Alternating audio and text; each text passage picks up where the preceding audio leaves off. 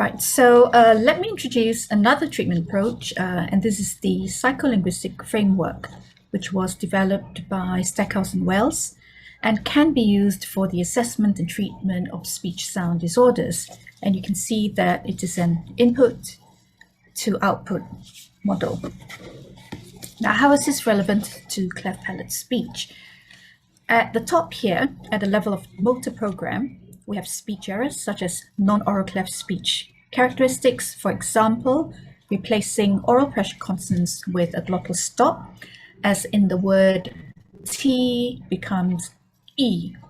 And such errors are not rectified by velopharyngeal surgery alone and will require direct speech treatment, as these incorrect speech motor programs are not updated by velopharyngeal surgery, and the child will need to be explicitly taught new and correct speech motor programs for the relevant target oral consonants. Now, so how do we use, or how can we apply this particular framework to cleft speech treatment?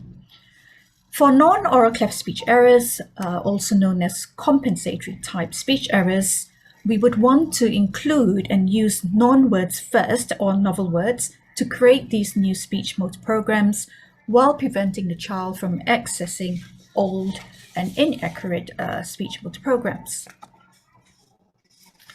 Now, apart from the treatment approaches in speech sound disorders that we are all equipped with as speech language therapists, there are also cleft-specific treatment components and techniques, and you have already heard about some of these from Judith and Christian. And what I'm going to do now is to share with you how we use some of these components and techniques in my next two case studies, including elements from the psycholinguistic framework. So the third case study of this webinar series is a school-age child with a diagnosis of 22q11.2 deletion syndrome. She is a native Cantonese speaker.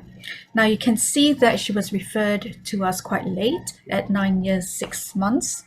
Oral examination showed no evidence of cleft of the palate or submucous cleft of the palate. And subsequent nasal endoscopy showed no evidence of an occult submucous cleft of the palate. There was definitely inadequate velopharyngeal closure with a coronal type of valving pattern. And she presented with a deep pharynx with large volume, which is typical in this particular syndrome. She then went on to have a sphincter pharyngoplasty at 9 years, 11 months. Now, postoperative speech assessment and intervention began only at age 10. And this was via telepractice within a student clinic. So these were my master students in speech therapy. Now, supervision was 100% and synchronous. Session duration was almost an hour each time. We saw her weekly and we saw her for 9 sessions. So here are some post-operative speech results. She presented with mild hypernasality, and this was reduced from a rating of moderate hypernasality preoperatively.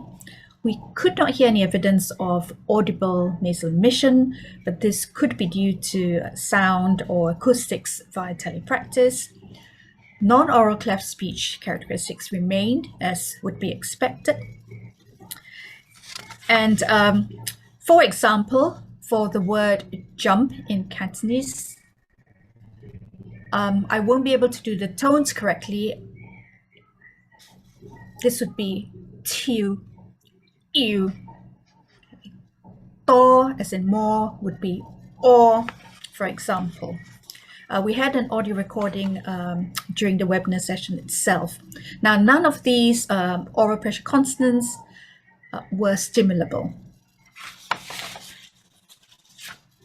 So we decided to target the aspirated alveolar plosive in Cantonese. So in Cantonese, we have aspirated and unaspirated phonemes. And the rationale was that in cleft speech treatment, you would want to work on anterior sounds first. Normally, you would choose fricatives But as coronals were frequently occurring phonemes in spoken Cantonese, we decided to choose the alveolar plosive. And interestingly, clinically, aspirated phonemes are easier than unaspirated phonemes in Cantonese cleft speakers. Hence the choice of this particular target. Now, the short-term goal was for production of t at single word level in monosyllabic and disyllabic words at an 80% accuracy rate. So the first cleft speech treatment component was to establish a consonant place map, and you saw some good visual examples early on with Judith.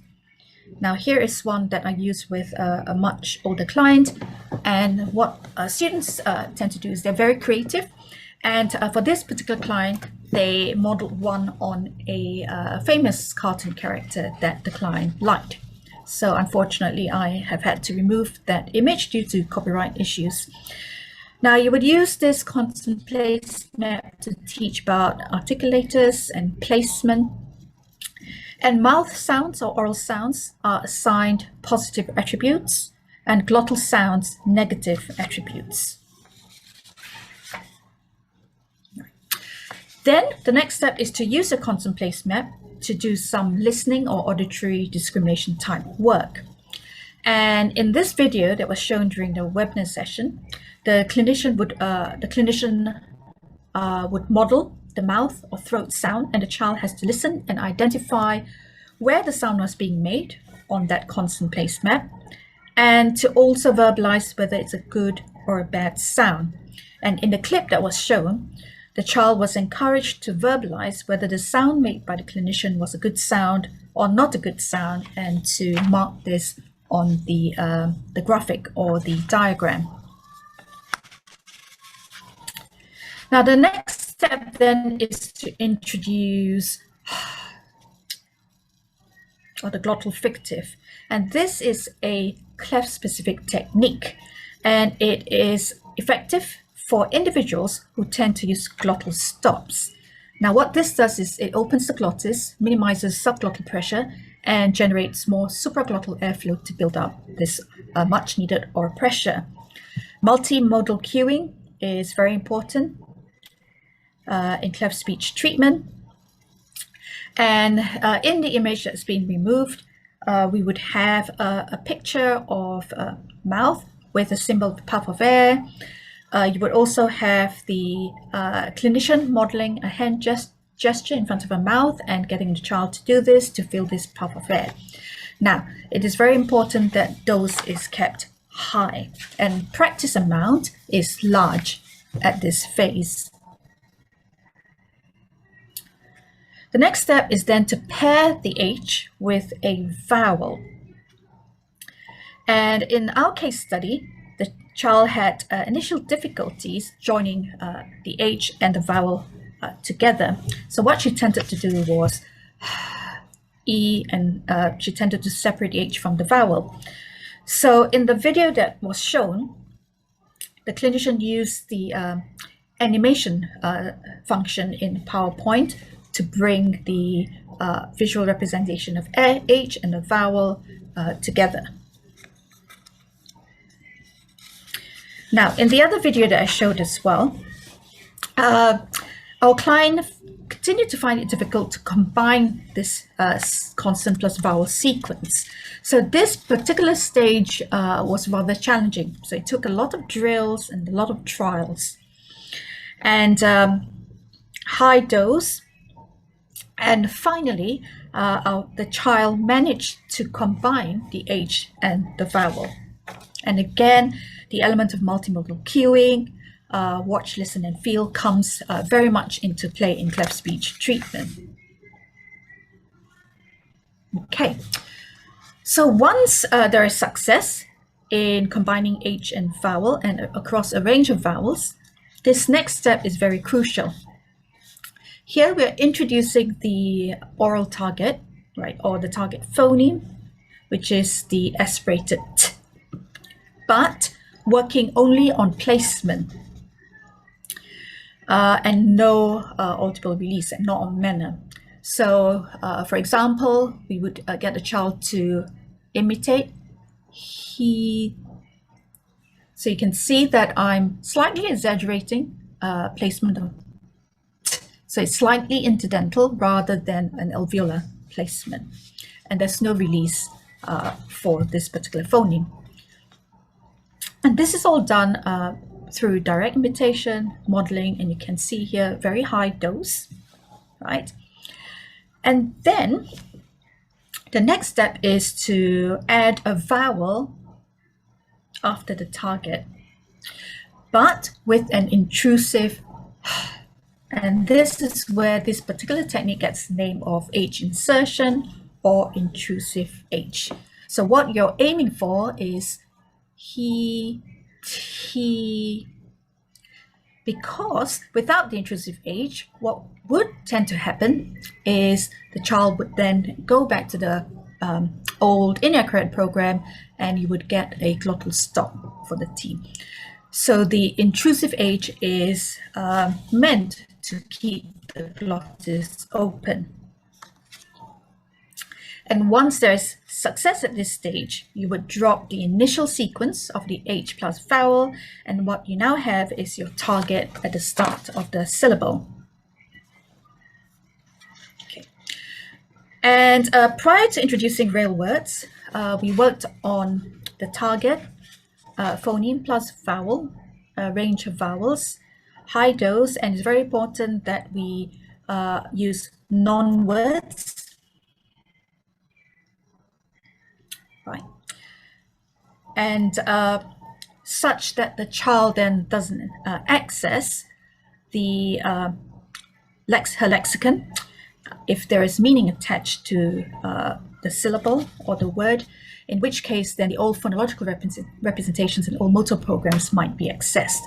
So a lot of direct imitation, clinician modeling, and again multimodal cueing, and a high dose at this stage. So bringing in all stuff that we know, the motor phonetic approach, and principles of motor learning as well. So we were finally able to move on to real words, and we achieved success in monosyllabic words and also disyllabic words in Cantonese. And we had 2 videos here that showed her producing the target disyllabic words accurately. Again, dose was high, and you can see accuracy level was high. So at this stage, we introduced pictures and also the written form of the words. So in this case, it would be the Chinese characters. Now, after 9 sessions, we achieved our short-term goal, which was production of the target at single word level in mono and disyllabic words. Unfortunately, the client and family moved overseas. And we are aware that the ultimate goal of a speech treatment is spontaneous production at conversational level across meaningful context. But some lessons that we have learned, perhaps we have some evidence, although limited, that it is possible to achieve success in late repair and in early adolescence, at least up to a single word level. We did use a combination of speech sound disorders, treatment approaches, as well as Cleft specific components and techniques. Now, one cautionary note is to consider treatment efficiency and available resources. So in this case, we took 9 sessions, so that's about 8 to 9 hours to achieve production at single word level. My next case is also a school-age child, native English speaker with velopharyngeal mislearning, so something very, very different. She had her instrumental investigations of possible VPD undertaken elsewhere, and a diagnosis of cleft and non-cleft VPD was ruled out. And her speech profile was as follows. All sibilants were replaced with an active nasal fricative. So for example, a word like C would be produced as he. Right. So still with my alveolar placement here, no voicing and release of air through the nose. Another term for this is phoneme-specific nasality. So just to recap the psycholinguistic framework, some principles are to create new motor programs and to use novel or non-word stimuli and to confront the child with her own speech errors to encourage self-monitoring, self-feedback, and self-correction. So what do we do? Our first target was the alveolar fricatives, which adheres to general principles in Cleft treatment, such as anterior first, fricatives first, and also, as is the most frequently occurring phoneme in English, and hopefully success would lead to better better overall intelligibility. Now, at no point did I mention that we were working on S. Okay. She's a really bright girl. She was very aware why she had to go for speech therapy, and she could identify which sounds were challenging for her. But what I said to her initially was, okay, let's forget all about the sounds that we know. Let's do a new one, because this is a special relationship between you and I. Okay? And let's give it a name. And she decided to call her new sound Teneo. So we talked about placement, manner, so on and so forth. Now, what I wanted to highlight about this case is the use of successive approximation. Now, Christian's already mentioned this, and I think Christian called it progressive approximation, right? So the concept is the same. So we used T as the facilitative phonetic context, right? And then we repeated T, and then I would get her to lengthen it at the end of a repeated T sequence. And then what you would do is then to reduce the number of repetitions of your T. So for instance, t, t, t, t, t, t, t, t, and then reducing it, and then your ultimate target for this phase of speech treatment is okay. Some parents are concerned that it sounds like a T and an S together, but anecdotally, clinically, what I have found is you just persevere with a large practice amount, and eventually, right, it becomes the alveolar fricative. You don't actually hear the alveolar stop initially. Now, what also tends to happen is this. So you would hear the air coming through the nose, right? So at this point, you could use nose holding, okay? In which case, this is what will happen. So the nose is all blocked within the nasal cavity, and you would then also give very specific feedback. Oh, look, it's coming through your nose. I like this. I want the sound to come through your mouth, for instance, and you just continue. So provide opportunities for self-monitoring, like what do you think? Was it a good sound? Where do you think the sound was from? So on and so forth. And as I mentioned earlier on, the feedback is very important. So I hear the sound coming out of your nose and not your mouth, and I didn't like that sound very much. That was a great sound because I heard it from your mouth. So again, to reiterate, at no point am I saying to her, we're working on the S sound. Okay, and once you have reached that stage of getting an oral tss, actually you're pretty much on your way.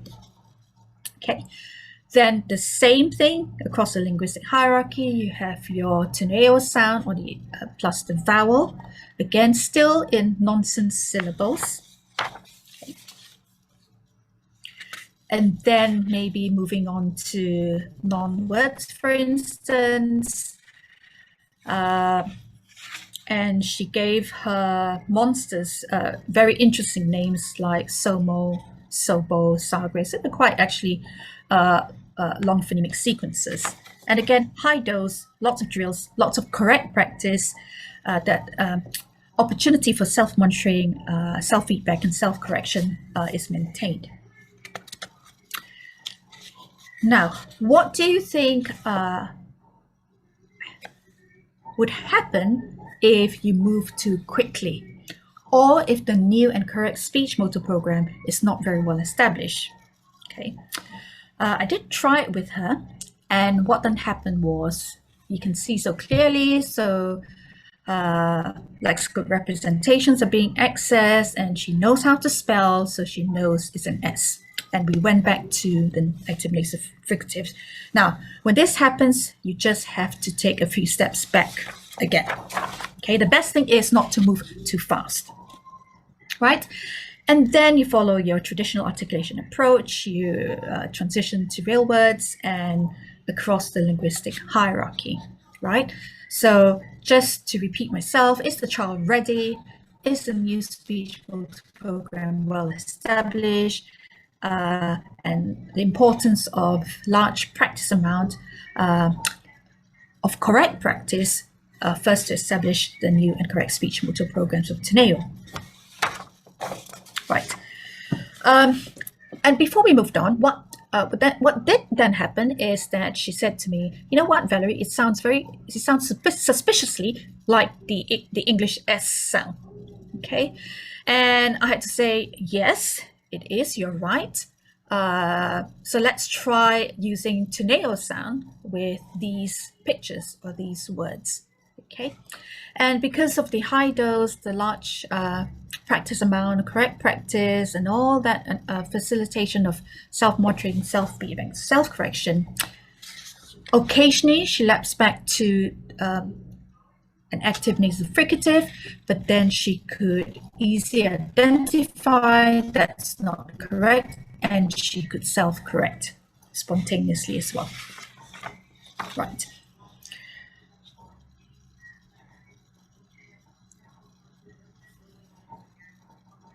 Right. So we then moved on to other phonemes, right? So for the S, and for an English speaker, she was not able to generalize automatically to the voice counterpart, which is the Z sound. So what we did, I used the same principle. So we talked about voicing. How do you hear voicing? And then of course you can use mineral pairs like su and zu, and she got it. So when that was good and established, we then introduced a new sound. So I said to her again, let's work on a new sound and let's give it a new name. And she gave it a fancy name as well. And then we repeated the steps. And of course, it was much easier now because she knew how to actively redirect the air orally. Now, in terms of treatment efficacy, in her case, this was actually very good. But there were many things going for her. So we had a high dose during sessions, and this young lady and her family were really, really very good at doing lots and lots of home practice, and also lots of good home practice. I saw her once a week for 1 hour sessions, and this was only for 9 sessions.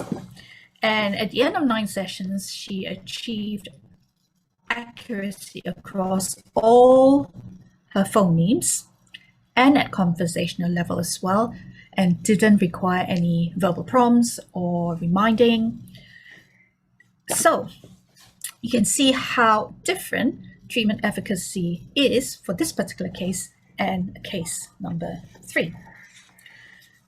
So that's my 2 case studies within our quite limited time today. And I hope and trust it's given you some insights in terms of using Cleft-specific treatment techniques and components, and also in combination with traditional approaches that we're all equipped with as speech-language therapists. Right. Now, before I hand over back to Judith, I would like to stress that we do not support the use of non-speech oral motor exercises, for example, blowing bubbles, blowing feathers, for example, or blowing sucking type exercises, which are meant to strengthen or stimulate the oral musculature. Okay. Now, this is because cleft palate speech disorder is conceptualized as an articulation disorder, sometimes with phonological consequences, and it is not a result of muscular weakness. Also, the literature tells us there's no relationship between frequency and complexity of movements in the vocal tract during speech and non-speech activities. And there's also no proven relationship between the strength of individual oral structures and accuracy of speech articulation. And fractionism is one of the motor learning principles, right? So we have to be very careful of this, where isolated movements may not be equal to the whole skill being learned. Okay. However, low resistance blowing toys can be used to demonstrate forward moving or oral airflow, but this should not be a therapy goal in itself. And it's very important to associate this gentle blowing very quickly with an actual speech sound. So a particular example would be associating p with oral airflow, like when your child feels this, blowing out candles with a p, p, or blowing cotton balls across the table. And parents have to be made aware that all these types of activities are not to exercise the muscle or to strengthen the muscle, and that they're very clear as to the aim of such activities. Okay, on that note, I will hand over to Judith for the roundup and guiding principles. And that recording is in another part of our webinar recording. So thank you very much.